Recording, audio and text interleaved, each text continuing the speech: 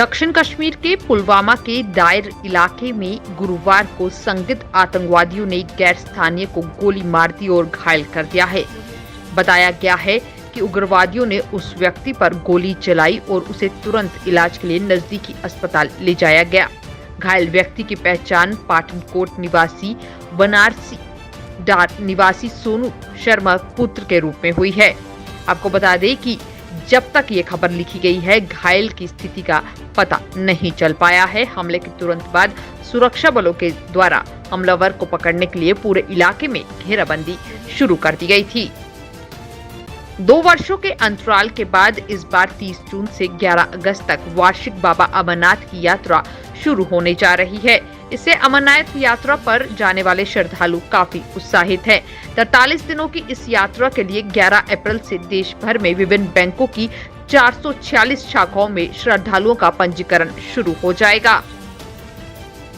वार्षिक अमरनाथ यात्रा आरंभ होने से पहले ही पाकिस्तान ने उसे निशाना बनाने की योजनाएं बनाना शुरू कर दी हैं। पाकिस्तान की फितरत से भलीभांति परिचित सीमा सुरक्षा बल के जवान पाकिस्तान की हर साजिश को नाकाम बनाने के लिए पूरी तरह सतर्क हैं।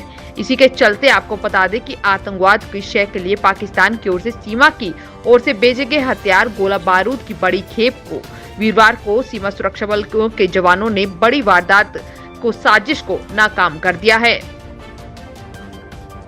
अपनी पार्टी के नेता और कार्यकर्ताओं ने वीरवार को जम्मू पठानकोट राष्ट्रीय राजमार्ग पर सरो टोल प्लाजा के खिलाफ बड़े पैमाने पर विरोध प्रदर्शन किया और इसे हटाने की मांग की, क्योंकि इनका मानना है कि यह अवैध रूप से चल रहा है। इसके साथ साथ ही आपको बता दें कि इस प्रदर्शन का नेतृत्व प्रांतीय अध्यक्ष जम्मू कश्मीर के पूर्व मंत्री मनजीत सिंह के नेतृत्व में किया गया और उनके द्वारा कहा गया कि अगर बात की जाए तो ये देश के केंद्रीय मंत्री नितिन गडकरी का ही कहना है कि 60 किलोमीटर की सीमा के भीतर कोई टोल प्लाजा नहीं लगाया जाएगा। ये टोल प्लाजा नियमों के उल्लंघन में स्थापित किया गया है। कांग्रेस के द्वारा वीरवार को जम्मू में एक विरोध प्रदर्शन किया गया और ये विरोध प्रदर्शन महंगाई दर को लेकर किया गया।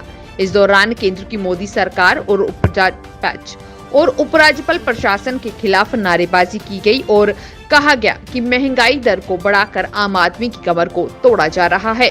मोदी सरकार आम जनता को सिर्फ झूठे आश्वासन दे रही है। जम्मू कश्मीर में मौसम की बात करें तो मौसम लगातार खुश्क होता हुआ नजर आ रहा है।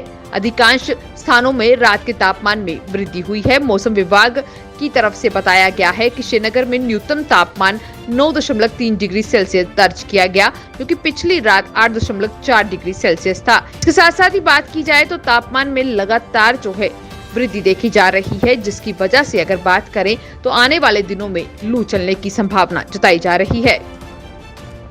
जम्मू एयरपोर्ट में अब रात के समय भी जहाज रुक पाएंगे। इस व्यवस्था को लागू कर दिया गया है। ऐसा होने से अब रात के समय बाहर से आने वाली फ्लाइट्स को वापस जाने की जरूरत नहीं रहेगी। जहाज यही रहेंगे और सुबह जल्द उड़ान भर पाएंगे। पहले दिल्ली आदि से आने वाले विमानों को रात के समय जम्मू में ठहरने की व्यवस्था नहीं थी, जिसके चलते अब इसे शुरू कर दिया गया है। ई पासपोर्ट पर विदेश मंत्रालय ने राज्यसभा को जवाब में कहा है कि सरकार 2022 और 2023 से अपने नागरिकों को ई पासपोर्ट जारी करने की योजना बना रही है। यह एक अम्बेडमेंट रेडियो फ्रीक्वेंसी की चिप और एंटीना के साथ एक कागज और इलेक्ट्रॉनिक पासपोर्ट होगा। इसके पिछले कवर में एक एंटीना भी एम्बेड होगा।